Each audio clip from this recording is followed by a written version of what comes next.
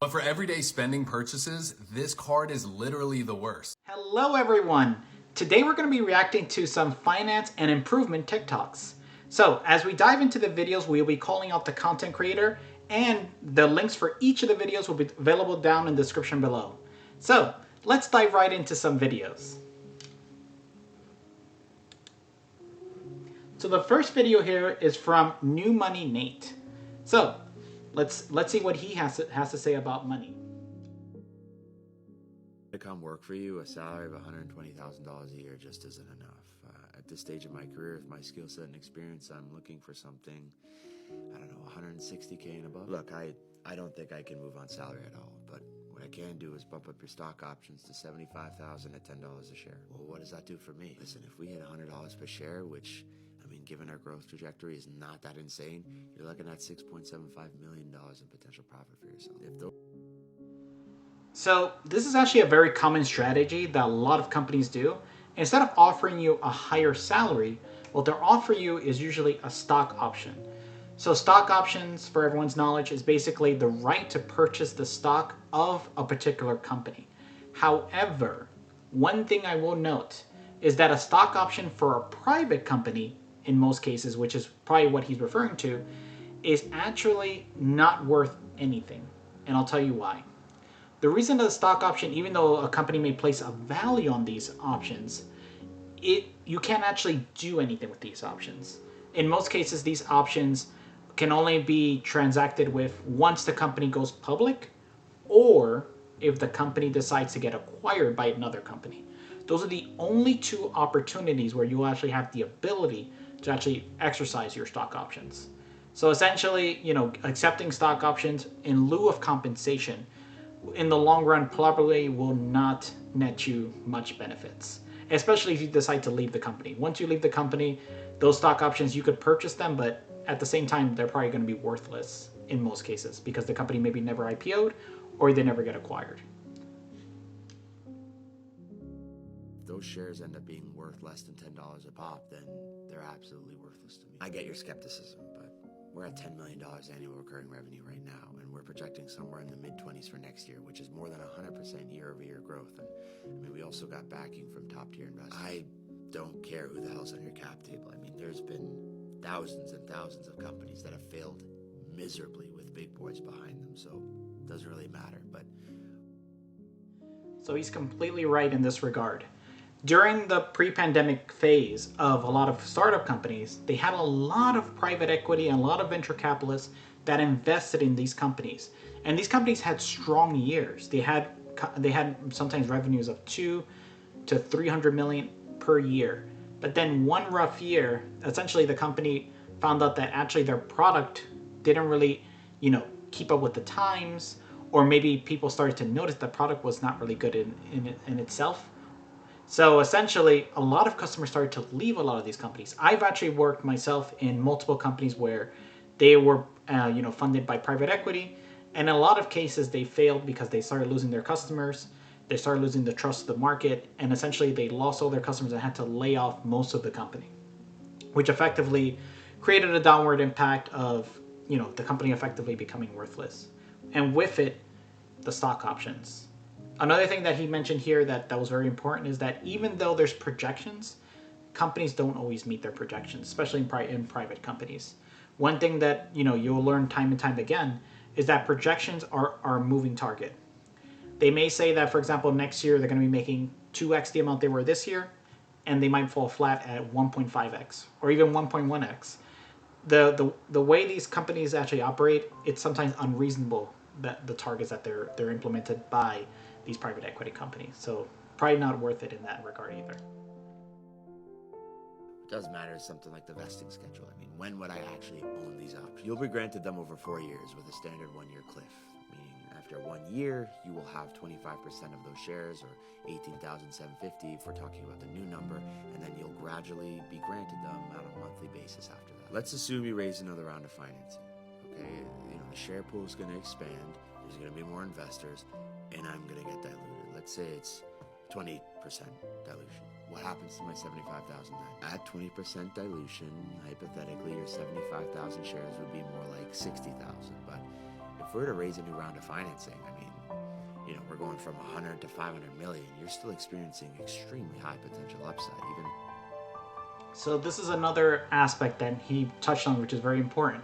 As more shares enter the pool, your own shares actually are diluted, which basically just means the amount of ownership you have in the company becomes smaller and smaller.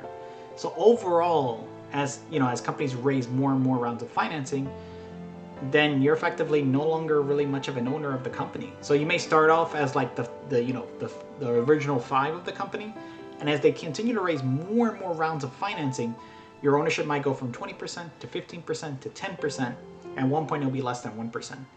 Because as new rounds of financing, happen, that's exactly what's going to happen. And most companies, especially private companies, end up doing between 4 to 10 rounds of financing. So essentially, your shares will be diluted, it'll be worthless, and at one point, the company doesn't do well, then effectively you've invested your time, your energy into building up the company that will effectively become worthless at one point. No, you're getting diluted someday, right?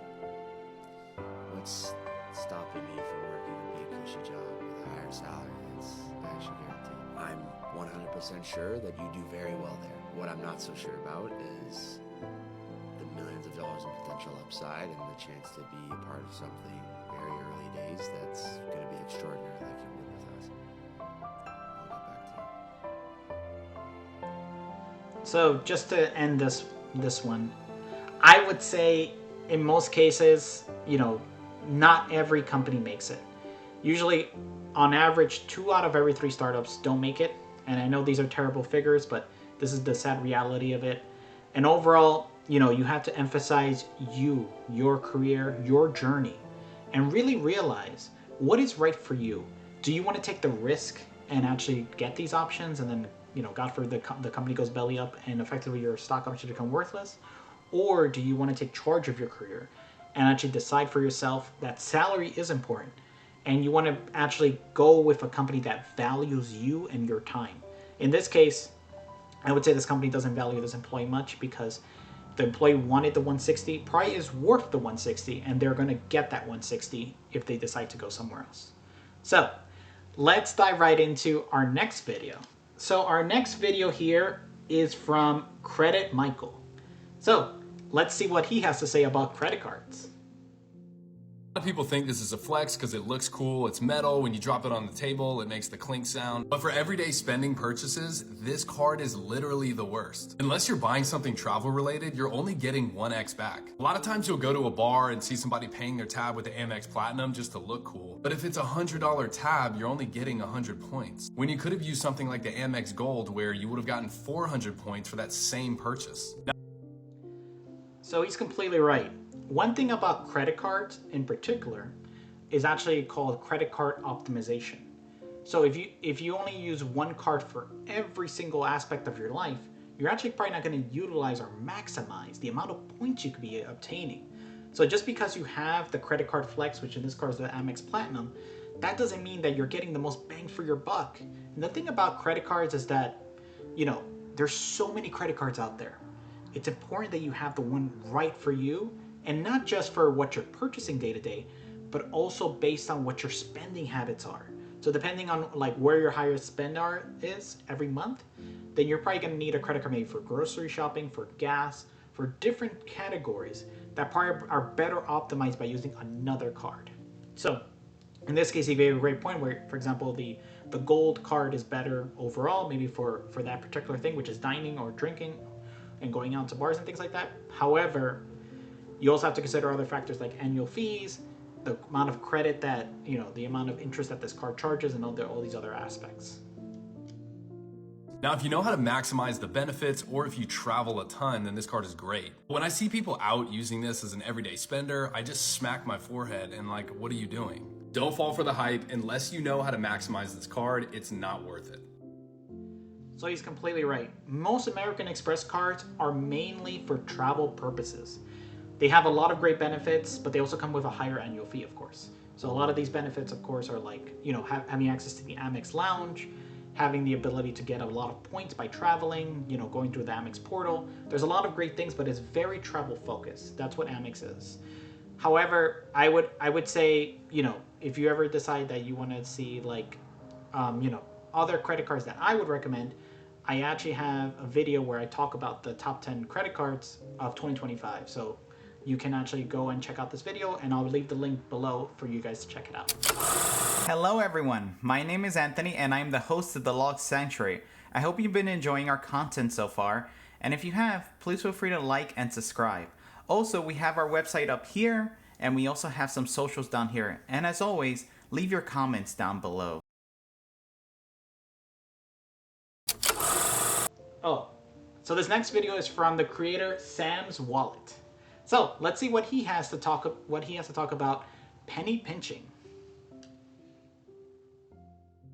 Here's 5 frugal things I do to save money as someone who took out $160,000 in student loans and is trying to pay it back. Alright, this is pinching pennies, all the things I do to try to save. First one is bars of soap. I'm actually using expired soap that I got for free, but that's not what I'm advocating for people to get. I wouldn't even know to buy that. Using bars of soap is far cheaper than its liquid form, and you can typically get each one for about 50 cents or even less if you find a good deal. I do have both at home, but obviously I try to use the bar of soap more. Next is buying off. So I would say that I agree with him. Usually a bar of soap does last longer than the liquid soap. And the way you can actually maximize the amount of soap you actually use is actually by cutting the soap into actually, portions, which is very common for people to do in the industry. So essentially, instead of using like the full bar like he had there, you could actually cut it into a third or a quarter or half, and that will actually optimize even more, so you don't like effectively lose it as you wash with it. So I agree with him in that regard, that bar soap does tend to last a lot longer than liquid soap.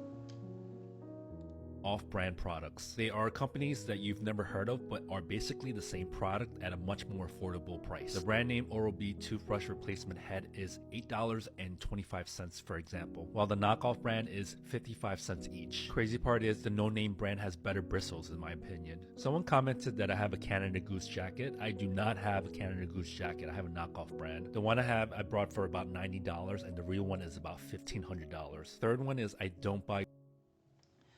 So I agree with him there. Sometimes, the best brand isn't actually the best thing you can have for you.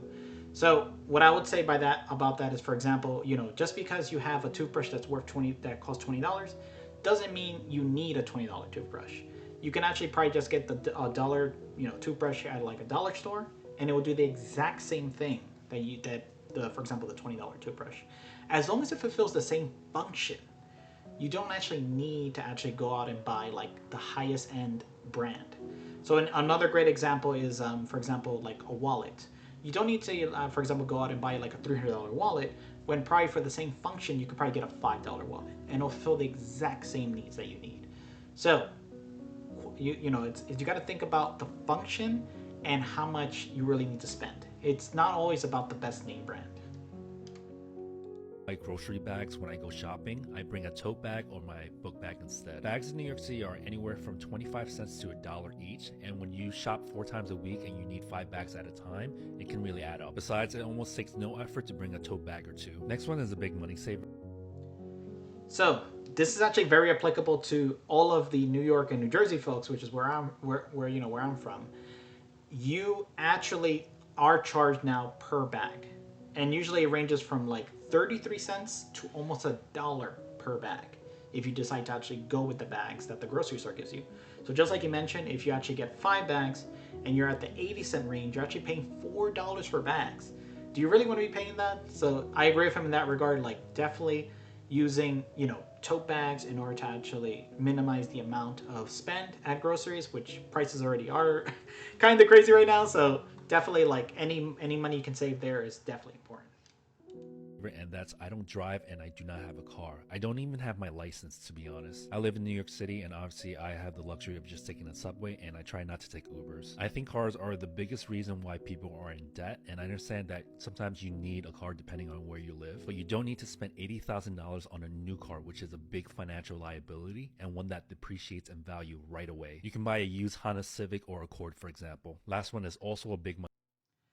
So I agree with him there. That's another aspect that, he did mention a few things about cars. So the first thing is, if you do have public transportation, use it. public transportation in most cases will be effectively, in most, I would say 80% cheaper than having a car. And the reason for that is because cars themselves have so many costs associated with them, such as insurance, maintenance, gas, renewal, registrations. There's just so many things that a car has, and usually it's high maintenance depending on like the model you have. Now, the other aspect that I do agree with him, if you do need a car for where you are, it doesn't have to be, just like you mentioned, $80,000 car. You could probably buy a car that's like $2,000 to $5,000, and it will fulfill the same function that you need, getting you from point A to point B. That's all you need. You just need something that will get you there. That's it. So yeah, if you do decide to go with a car, just make sure to think about that, all these other costs that I just mentioned as well. And of course, the biggest thing right now is tolls. That's another thing that I forgot to mention. There's plenty of tolls everywhere. Whether it's in New York or New Jersey, for example, we got plenty of tolls everywhere.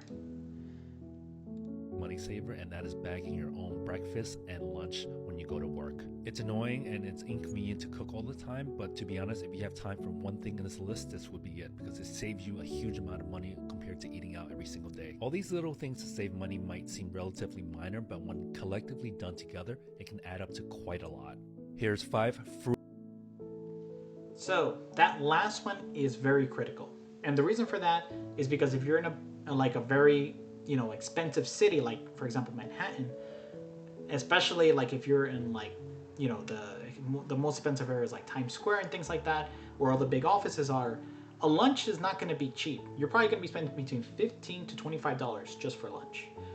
Now, if you're able to actually go out and buy your groceries and make meal prep for effectively 4 or 5 days, you're probably saving, just that week is probably like $100 to $200, depending on like where you are.